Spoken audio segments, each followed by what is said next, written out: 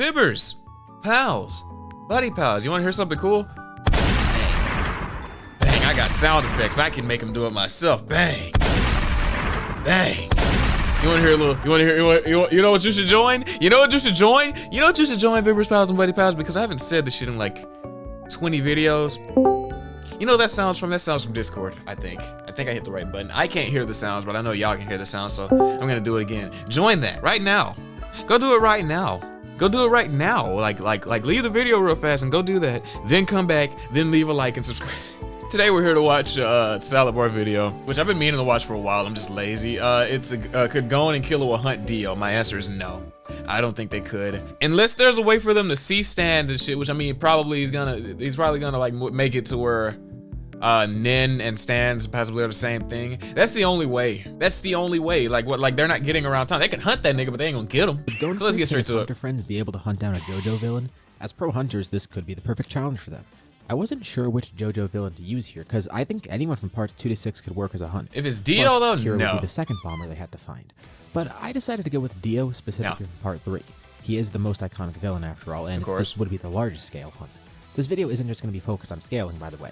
The hunt itself is the focus, but hunting him, still important. I think they could get there. With Hunter, I don't think they could beat him. There's a big discrepancy with speed, so for the sake of this video, speed is going to be equalized, base power is going to be equalized, but enhancements like Gon's will still buff him, and stands are going to be visible and tangible for Gon and his friends. Okay, then yeah, they might mess around and be able to do it. Similarly in this video. Okay, strength called and speed won't be a factor here unless you have an ability that specifically enhances that. Everyone's abilities will be the same though. We're mainly focused on skill and how those abilities interact with each other. Gon and crew will start in Japan like the Crusaders did, with the same photo of Dio, and that's all they're working with. The scenario is the Speedwagon Foundation pays these hunters handsomely to track down Dio and kill him. I guess Jotaro and everyone else are on vacation or something. Bad timing for Dio. They're in a safe location where Dio's stand users won't find them, and they're only focused on Gon's crew. So for all intents and purposes, these are the Stardust Crusaders here. Gon's crew will consist of Killua, Kurapika, and Leorio. They will all have their full abilities, and Gon will be his Chimera and Arc self. With the ground rules out of the way, let's begin. First, they would have to try and track down Dio, figuring out where exactly in the world he is. And in the world, where in the world he is, because the world is a stand. You see the world is a stand. Gee, you see where I'm showing from? You see where I'm coming from? Gee, that's where you. What am I doing? The world has a very different map. We'll just pretend that they're familiar with every real-world aspect here.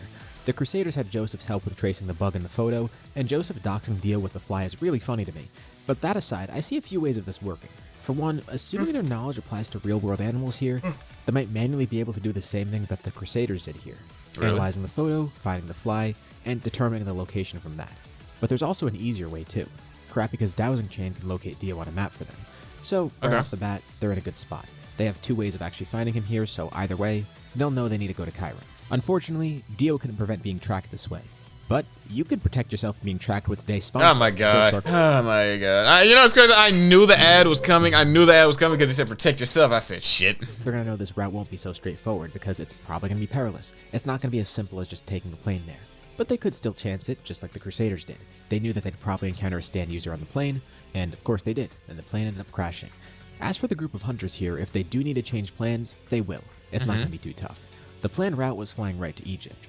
Now, it's unclear if this flight is direct to Cairo because we see a map with what looks like multiple stops, but in Chapter 11 it said they would be taking a plane straight to Egypt. And given the times and locations on the map, it seemed like these aren't connections, unless they're just really short connections, which is pretty awesome for them.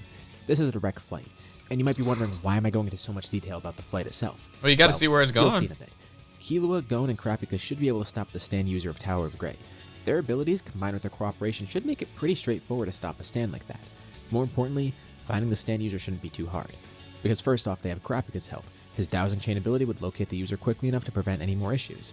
Not to mention, Killua wouldn't have a hard time catching the stand as it moves around. His sharp reflexes should be really helpful. Yeah, okay, I can see that. This is also when the group realizes that Dio has actually sent assassins out. They probably would have assumed it in the first place, but now they know that they stopping at Vanilla Ice. I think that's where they hard stop it. So this raises an interesting question. What's going to happen to all the other stand users? Because if their flight doesn't crash, well, that's going to change everything here. But all these people are set up in different places along the way to Egypt, so what would happen with them? Would they still go after the group? I don't Possibly, really but I don't know. Some might still encounter them and naturally be attracted to the group. Maybe some even try to attack the plane while it's in flight. but since it's direct and they won't even be flying over the places they originally visited, they may arrive in Cairo safely and quickly. Right off the bat, Dark Blue Moon is completely skipped, and same for Strike. Because he's not getting water. Boat Ride means this is all ignored. The other stand users would scramble to track them down, but considering where they're placed, it'll probably be pretty tough. Following that, we have Devo and Rubber Soul. They're both assassins and might just try to hunt them down otherwise. Especially since Rubber Soul was offered a ton of money by Dio, he might chase down the group another way, motivated by that alone. Of course, Gon's group would have a very huge head start. He'd have to find a flight to Cairo really quickly. The two are in Singapore together and have the same goal, but I don't know if they'd necessarily work with each other. Rubber Soul has the money as a motivator, while Devo is just insane and also hired for this. Which one was Because Devo? remember, not all of Dio's agents were purely loyal to him, and more Was specifically, Devo the not one all with of the them had flesh blood, dolls? so they're not blindly loyal to Dio, and they could do pretty much whatever they want to here. They might even try and go after each other rather than the team, especially with one of these guys being completely unhinged. Anyways, let's say the two of them fight and just one of them makes it to Egypt after Gon's crew. Just like the actual story, we'll say Devo dies and Rubber Soul lives. I think he should be able to win that fight too. Nana's likely out of the picture, and Whole Horse is also a mercenary that would be motivated by money. He's not even loyal to Dio by any means. Yeah, I say he was gonna try to murk his ass, yeah. He's after Dio's treasure. If he hears the hunters are making it through just fine, well, he can kind of just sit where he is and bank on them killing Dio and then go after his treasure for himself. Because realistically, how the hell is he going to make it to Cairo before them? Also, he might just decide not to actively pursue them, enjoying his time in India and trying to clean up after the fact. And it's not because he doesn't want to face the hunters themselves, but rather the fact that there's probably other mercenaries thinking the same exact thing. He's going to play the long game and not deal with that. It's probably best for him. ZZ and Enya probably get skipped, but J. Gale might have a shot. I feel like Since his Enya would stand is find a based way on to get there, reflections and can honestly. move like light, he might actually be able to reach the plane from the surface. However, this depends on if the plane flies directly above his location or not. Based on the map of the flight's path, it seems just south enough of Kolkata to actually be out of his view. So they might even just avoid him in general, but still worth mentioning this. Steely Dan is avoided too, and Arabia Fats probably is as well. But when they arrive in Cairo, this is when we have issues. There are a few stand users in Egypt prior to Cairo itself. So you get Anubis, Boingo Boingo Brothers, and who else? I haven't watched part 3 in a minute. While everyone else is too spread out in Asia to actually help, some people might be able to get to Cairo in time. Managed Boy might have a little bit of trouble due to being a baby and not being able to easily move about, but Cameo and Midler should be able to reach them though. Oh yeah, Especially Midler, with okay. The latter being able to use her stand from so I don't remember far what away. cameo. I don't And of remember course, cameos, but I there's the remember 9 glory Midler. gods in Cairo. Plus, Rubber Soul's probably on his way, but he might be a few hours behind. So let's start with Cameo and say that he's the second person. As their second. He's a hell to you. That's him. I didn't need to act that out, but I had to do it. I didn't need to, but I had to. You know, there's a difference between needing to and having to. Needing to is like I was gonna die without it. Having to is like I was gonna blow up if I didn't do it. Yeah, would have been the end of the JVB channel completely. Still a lot they don't know about Dio's stand users. Cameo would try to trick them into making wishes with judgment, and he should be able to create clay constructs without the wishes. Yeah, but I mean, they too, still so wouldn't be shit. This would be the first combat they face. I would guess he'd use the fakes of the hunters to try and trick them, but as seasoned hunters, I'm sure they'd be able to figure out who's who, especially with how long they've known each other. And Karapika would murk that. I was gonna say Karapika would murk that, would murk one of them, yeah. No matter how perfect. Thankfully, this is really all he could do for combat. Their second fight's really simple. Midler would probably catch up to them not too long after. High Priestess is a pretty tough stand to battle due to its ability, but I feel like it shouldn't be a major issue for the group.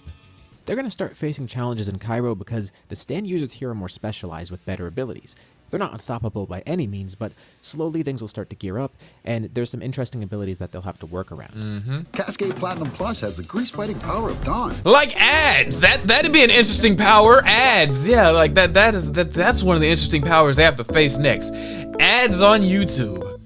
They'll never be defeated unless you pay money or use a VPN, but they're cracking down on those VPNs, they are. Yeah, they are. They're trying to do that, aren't they? Killua's electricity might be especially effective against his stand as long as he has enough stored Because it's up. water? Because Okay, yep. It's water. It's Yep. going to conduct that electricity. Yep. Leorio's ability would be pretty useful too, being able to attack from a distance like that. By the way, this doesn't really matter for a lot of fights, but if he were to actually encounter anyone with flesh bloods, he'd probably have the skill and precision to remove it, especially because he developed his ability. Because he wants to with be a that in doctor mind. and shit, But yep. it's also the perfect counter to get because I'd imagine his ability would be able to locate the stand and disrupt it while it's moving, and Killua's electricity would be conducted through it if it attacks, so their two abilities combined with Killua's sharp reflexes in general would allow them to react and electrocute him just in time. Now, Karapika is one of the most valuable members on the crew, in case that's not clear yet. Karapika's the Besides win that as con, well, bro. his variety of abilities is a huge help here. Plus, we haven't even seen him use his steel chain yet, where he could copy abilities. Since Endo's probably going to try and game end himself, it's a good opportunity for Karapika to at least steal his ability. I don't see Oingo and Boingo being big issues either. Not at all. Boingo's stand lets him at least see the future, but we've also seen how it's not specific or. I was gonna say, what he gonna put his face on? Wow. Try to trick the group by transforming himself. They already tried. Would already tried that earlier. The Yeah. necessary skills to judge who's who. And especially bro, because he can't change his. And bro isn't smart enough to change his fit. He was in his regular clothes with Jotaro's face on. He's an idiot. Clothes and act like them normally. Combined with the fact that Kurapika is a lie detector both with and without his Nen abilities, this group's not really going to be an issue. Anubis would possess random people around them, and stopping a sword user shouldn't be too tough for them. Kurapika's Chain Jail would help to bind them, and a ranged attack from Gon or Leorio would be a good way to fight the Master Swordsman. After being bound by Chain Jail, even if this doesn't deactivate the stand's abilities like it would Nen, the sword user is immobilized regardless. Kurapika could probably force them to drop that just sword. get rid of the sword, that's it, game. Reveal that the sword is actually possessing the user, and anyone who picks it up will get possessed by it. So now with them freeing whoever this is from their mind control, they'll learn of the sword's danger, and Leorio can attack from a distance, trying to break the sword. With his Nen ability not using actual fists to touch anything, he could destroy the sword without touching it or drawing it. They'd have to find some way to dispose of it though, so that might be a bit tougher, but at least this battle won't be a problem. Okay. Now, Mariah's kind of an interesting case. She might actually pose an issue at first, because Killua, he might try and recharge his ability with the outlet because, like, come on, this is like the perfect trap for him. While they're wary of stands and obviously a smart group, remember, they haven't really encountered too much right now. Nope. They wouldn't have any way to suspect this, and especially with Killua needing to recharge himself every so often, it should work. But I also feel like Killua can counter this pretty well once he's affected by it. He'd have metallic objects fly towards him, but he has the reflexes and strength to catch them and even move while covered in them. Assassin. Plus, these would conduct his electricity too, so it's not like he can't attack. No one else would get immediately affected by the stand, and Killua would probably just have to handle this himself. Mariah might also try and lead him towards the power lines like she did with Joseph, and that's like the worst possible thing she could do here. Her Because stand he'd would be a absorb it nuisance all, for him yep. at first, but Killua should be able to find a way to deal with her, and when he gets close to the power lines, if it even gets that far, he's just supercharged, so she's just helping him out if anything. He might be able Oh my to defeat God, her the before face. then, but still. Regardless of what happens, I think they're chill, and at worst, it's going to be a little annoying for Killua. Rubber Soul would eventually arrive in Cairo. I'd say a few hours behind the group, assuming he could find a flight that soon. He'd probably try and work alone still, but I could also see Anubis beckoning him and possessing him because he seems powerful. In a way, even with a broken sword, this could create a strong team up. But they know how to deal with the sword, and even though he came close to his goal, Rubber Soul is stopped here. Alessi's actually one of the really big issues, particularly for Gon and Killua, since Because even they're brief already contact with him would kids, turn them yeah, into babies, yeah. if not just fetuses. Fetuses, yeah, Kurapika yeah. and Leorio aren't really that old either, but they at least aren't too vulnerable. Alessi's stand could be really fatal for Gon and Killua. It's really dependent on the situation and how the group is split up. Alessi himself isn't the issue, but the circumstances of when they encounter him and who's there. Polnareff was 24 in Part 3, and even with very brief contact, we saw how fast he de-aged. Leorio is the oldest of the group at 21, so this stand poses... Leorio's only 21? Damn, that nigga look 40. When you're How old are you? I'm 15, Mr. Bennett. Motherfucker, you look 30. affected by the stand, you also lose any abilities you gained by de-aging. So everyone here would lose their Nen abilities, and at least Killua would have some of his assassin abilities if he de-ages, but still. This is the most cumbersome challenge so far. Either way, if they make it out of this encounter, they would probably stay grouped up for the rest of the journey if they haven't been already. I have a feeling Leorio would be good at handling the game against Darby, the first one. I don't know how good he is with gambling, but he's definitely one to spot a swindler. And who knows, maybe he can pull some scam while gambling too. It's also probably apparent that this guy's one of Dio's men, so they'd know he's up to something anyways. When Darby mentioned they're betting their souls, they just don't have to agree to it. They'll probably take that seriously and realize it's not worth the trouble, so they could either simply not bother with his gambling tricks or just fight him up front without getting into his roots. Either way, he's probably hopeless. I was gonna say, because they're not fighting for Jotaro's mom. Potent, but with the group together, I think they're fine. This is something Gon and Killua could easily handle, especially with the range attacks. Plus, if Gon somehow gets caught in ice, he has enough brute strength to just break free. Here's where things really ramp up. Dio's mansion. These are going to be the toughest battles, obviously. As for the second Darby brother, I'm actually not sure how they get around him. We know for a fact Killua is a gamer to some extent, but he seems to like RPG-type games, at least based on his knowledge during Greed Island.